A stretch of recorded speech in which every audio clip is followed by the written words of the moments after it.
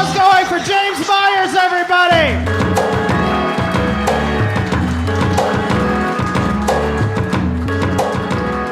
Hi, everyone. Thanks for coming out. My name's James Myers.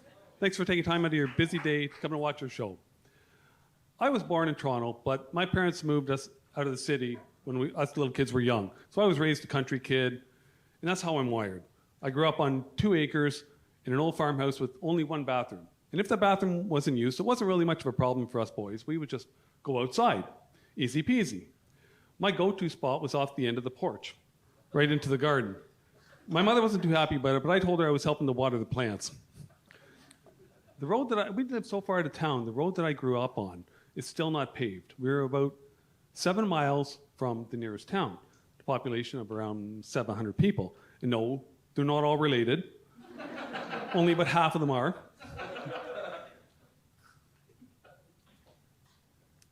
Dylan told us this would happen.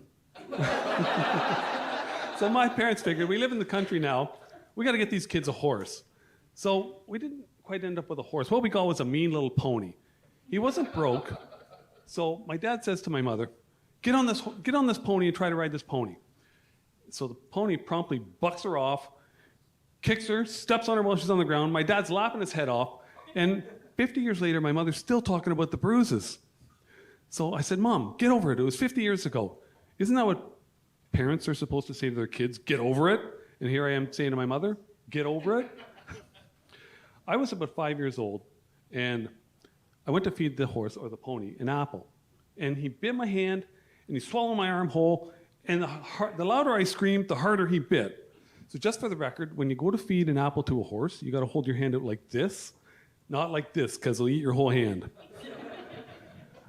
I learned a lot of different skills growing up in the country. I can milk a cow by hand, just like you see on TV, you go like this. Came in handy as a teenager.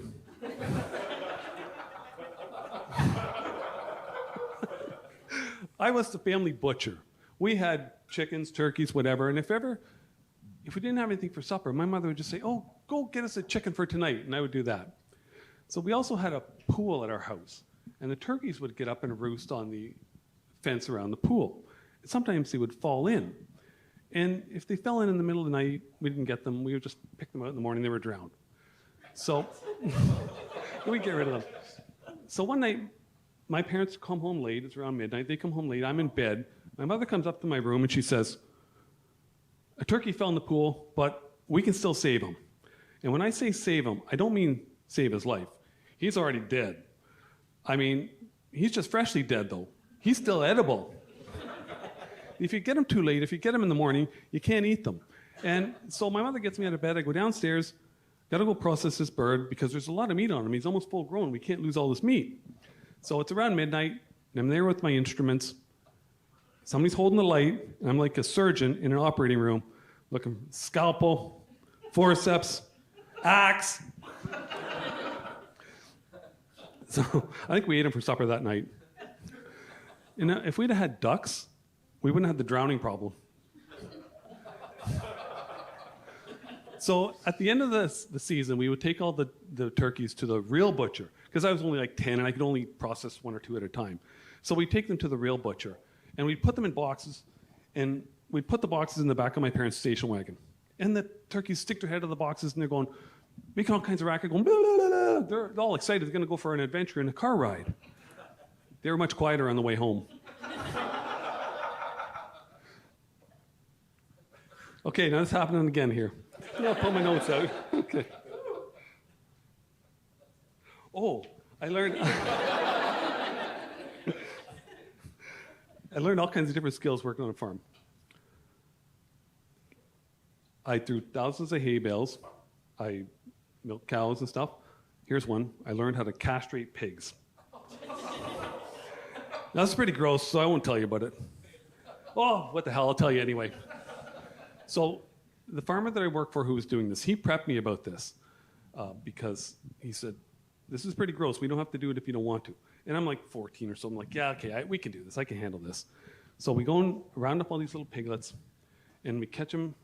We put them in the pen. I catch them one by one, and I pick them up, and we're going to do the surgery on them. And I put them in this little cradle, And then we got a little heat pad for him and like a blanket, and we give him a little glass of wine to calm his nerves. It's like he's going to the spa. So no, hell no. We just picked him up. I held him down. John the farmer whipped out his X-Acto knife, went, stuck his fingers in, grabbed the pig's balls, cut them off, threw them on the floor. The cats in the barn just went nuts because it's like there's circling around the whatever they are there on the ground, because this is like delicacy for the cats. It's like caviar for the cats. So this was back in the 80s, and there was no sanitation. We didn't wear gloves. We didn't wear masks or anything like that. You know, no sterilization or anything. Another thing that I did learn, working on a farm, was I learned how to inseminate cows. Artificially. So I never actually did the insemination myself, because you had to be certified to do that. You had to go to class and learn how to do it. You had to take a class. It's like taking a comedy class. You have to learn this stuff. So what happened was you'd have to take your hand and shove your hand up the cow's butt. And if you're lucky, you could find a glove to cover your whole hand, your whole arm. But if time was of the essence and there was no gloves available, you sometimes had to go in bare. And that's when I decided that I didn't want to get certified in inseminating cows. Thank you.